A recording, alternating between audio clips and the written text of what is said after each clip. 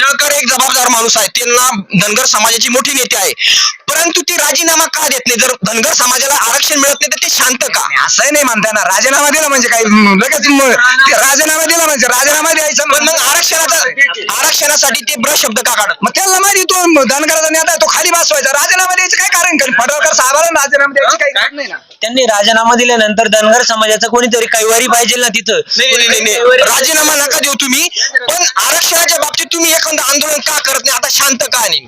आता आंदोलन चालूच आहे, पण आता कुठं चालू आहे? इलेक्शन काळ आलेलं आहे. पडळकर का उपोषण करत नाही किंवा भुजबळ साहेब का धनगर आरक्षणाविषयी बोलत नाही?